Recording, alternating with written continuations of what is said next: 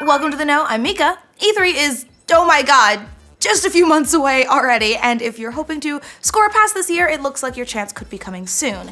The ESA announced that tickets to attend this year's Gaming Expo will be going live next Monday, February 12th.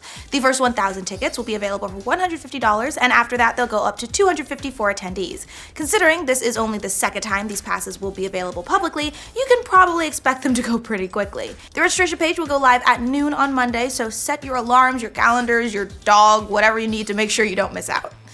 Of course, one of the biggest draws of E3 is seeing which companies plan on bringing something new to the show, and eagle-eyed fans have spotted that CD Projekt Red seems to be among the list of companies already registered to be in attendance. Naturally, this is leading to speculation that we'll indeed be seeing their much-anticipated Cyberpunk 2077. Considering the game's Twitter account recently went active after literal years of silence, and those rumors from a few weeks back that Cyberpunk 2077 would indeed arrive at one of the big E3 press conferences with a new trailer and behind-closed-doors peek at gameplay, well, it seems to be lining up. So get all of those "it's happening" gifs ready. You know we'll find out in June, so we'll keep you posted. Late last year, rumors were flying that Bandai Namco was cooking up a whole lot of Switch games, and now it looks like there might be some more proof of those rumors. New LinkedIn posts from Bandai Namco employees indicate that not only is the company working on Japanese racing classic Ridge Racer 8 as an exclusive for Nintendo Switch, but also Metroid Prime 4. These LinkedIn posts were just uncovered by YouTuber DocTrey81, pointing toward the development of an unannounced shooter for Switch. In addition to that, Press Start writes that a number of employees at Bandai Namco Singapore are former LucasArts staffers who claim that they're working on a well-known unannounced IP on their respective LinkedIn pages as well. So while this isn't a confirmation that Metroid Prime 4 is indeed being worked on by Bandai Namco, it definitely makes those earlier rumors a bit more believable. So come on, Nintendo, give us the trailer. We're desperate. This morning brought some good news for all of you who loved The Surge, last year's under-the-radar sci-fi action RPG from Deck 13 Interactive, because a sequel is on the way. Deck 13 and publisher Focus Home Interactive announced The Surge 2 is on its way in 2019 for PC and console. As for what fans can expect, the company said in a press release, The Surge 2 takes place in a brand new environment, a sprawling, devastated city with larger and more ambitious level design, made possible by Deck 13's upgraded and improved engine. Combat is more brutal and tactical than ever, with more options thanks to an expanded limb targeting system. The previous Surge scored a 73 on Metacritic and OpenCritic, so if all that sounds interesting to you, go ahead and check it out. It is no secret that PlayerUnknown's Battlegrounds is super popular, but some new stats from PUBG Corp really underscore just what a juggernaut the Battle Royale game has indeed become. Since the release last year in early access, PUBG has smashed all of Steam's records for concurrent players, which is a super impressive feat. Oh, and it sold more than 26 million copies on PC and Xbox One. The game hit an all-time peak of 3.1 million concurrent players, with more than 2.7 billion hours played. These are incredible stats, especially considering that the game hasn't even been out for a full year yet. Oh, and if you're wondering, more than 13 million players have been killed by the frying pan, so don't feel bad if you are indeed one of them.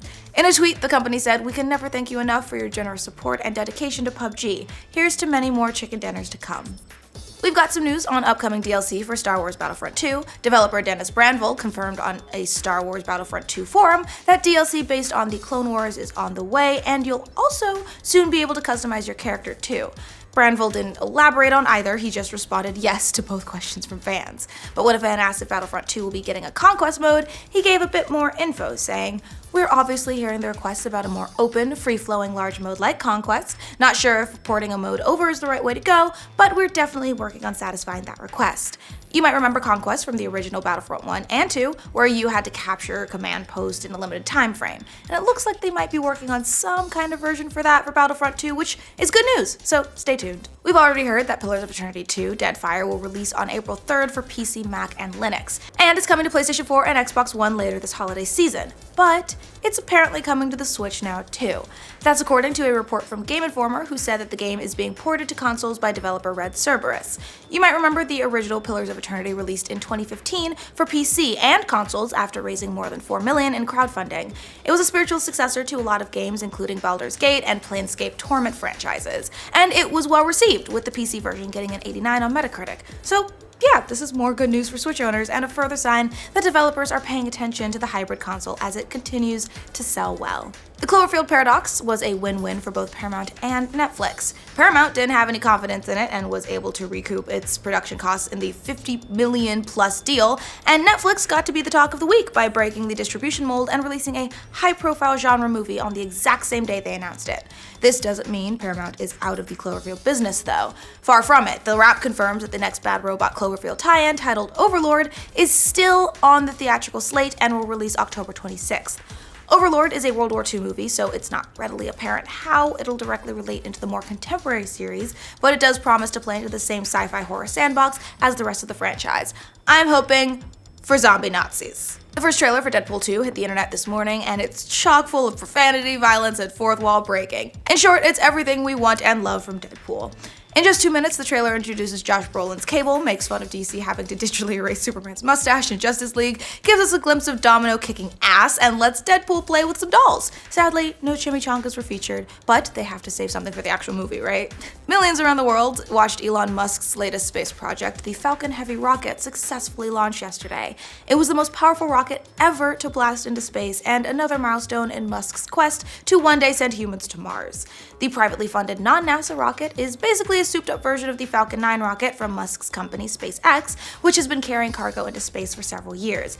This time, the Falcon Heavy carried one of Musk's Tesla cars, which is now being driven by a mannequin in a spacesuit and orbiting the sun. I cannot believe this is an actual sentence that I am saying. That is insane. A live stream of the launch was the second biggest in the history of YouTube, bringing in a whopping 2.3 million concurrent views. And there's footage of the car too, which is now in orbit if you want some awesome views of our pretty blue planet. Do you think if I change my name to Mars, Elon Musk will send me a Tesla? One can only hope. Well, that's all the news we have for you today. Remember to comment on any of your favorite news stories in the comments below. And remember, for more news like this, like our video. And if you're new around here, subscribe to the know. Hey, Elon Musk, send me a car. Considering this is the only second, Jesus. And those rumors from a few weeks back that Cyberpunk 2077 would indeed arrive at one of the E3 big press this morning brought some good news for all of you that loved The Surge, last year's under-the-radar sci-fi action RPG from Deck 13 Interactive, a sequel, oh god,